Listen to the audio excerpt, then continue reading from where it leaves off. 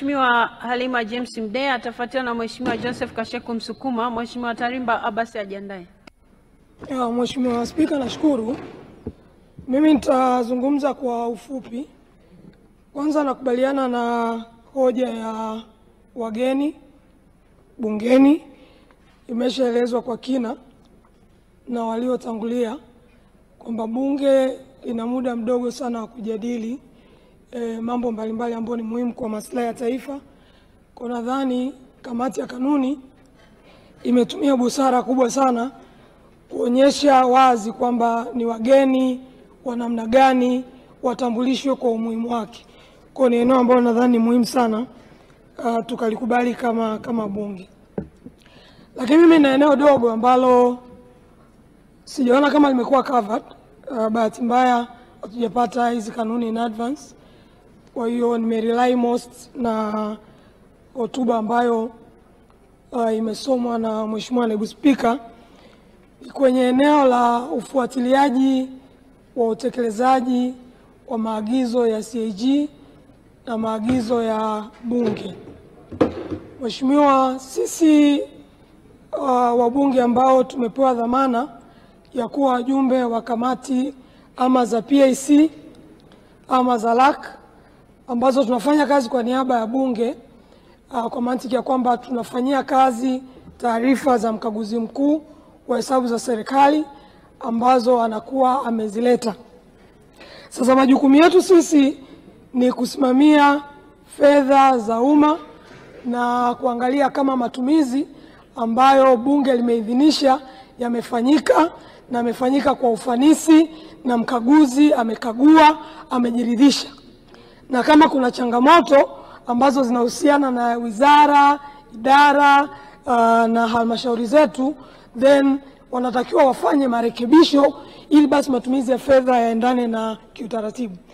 Sasa nakumbuka Mheshimiwa Spika, wewe kwa busara zako mwaka jana mwezi wa 6 baada ya bunge kupitia kamati zetu kutoa taarifa zake na kutoa maazimio ya bunge ambayo serikali wanatakiwa wayatekeleze, wewe kwa busara zako ukaanzisha session ambayo tutakuwa sasa tunafuatilia utekelezaji wa maazimio ya bunge yalivyotekelezwa na upande wa serikali kutokana na ripoti hizi za CAG.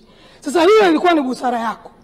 Sasa sisi tunaamini kwamba kwa ajili ya kutengeneza uwajibikaji ni muhimu kanuni zetu zikaainisha kwamba pale ambapo bunge linaazimia tusisubiri tena mpaka mwaka mwingine ambapo kamati husika zinatoa ripoti ndani ya bunge ndio tuanze kuelezewa utekelezaji ulikuwaje, ili kutoa wajibu kwa serikali ama kila baada ya miezi mitatu ama kila baada ya mwezi, baada ya taarifa kusomwa, maazimio ya bunge kusomwa juu ya utekelezaji wa taarifa za CAG, watuambie wametekeleza nini.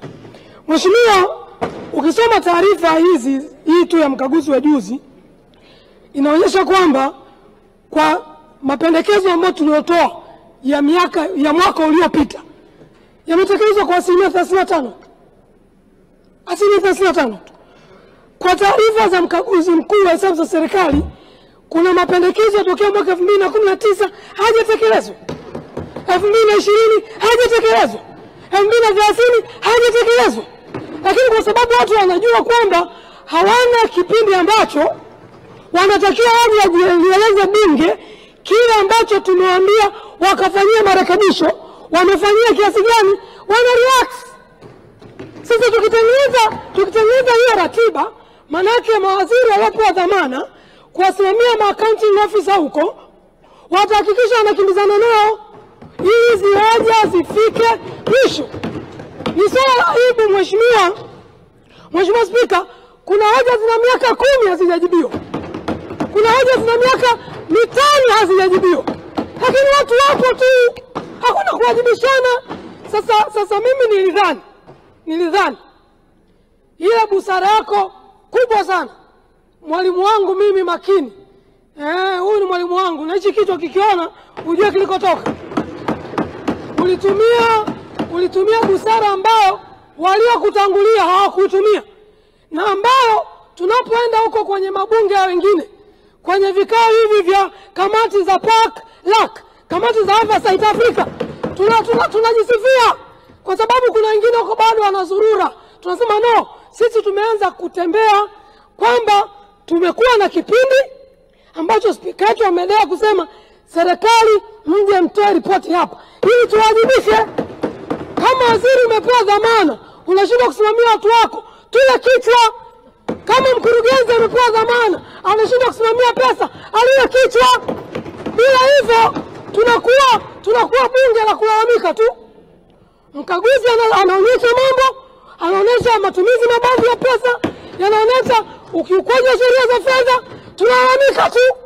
Sasa tuweke sindano pale, tukipiga ile pini vizuri, hama jamaa watakuwa na dharau. Sasa hivi hawapo, wako wapi?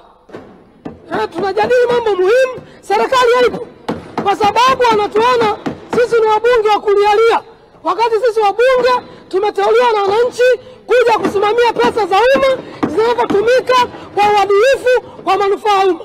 Mheshimiwa Spika, nimalizie tu kwa kusema kwamba kwa ruhusa yako naomba hili jambo liweze kuingizwa kama halipo. Kama lipo ninalibariki, lakini sijapata muda wa kupitia na sijamsikia Mheshimiwa Naibu Spika akiliwasilisha. Nashukuru sana Mheshimiwa. Asante sana. Mheshimiwa Joseph Kasheku Msukuma atafuatiwa na Mheshimiwa Abbas Tarimba. Mheshimiwa Ali Kasinge ajiandae. Nakushukuru sana Mheshimiwa Spika kwa kunipa nafasi.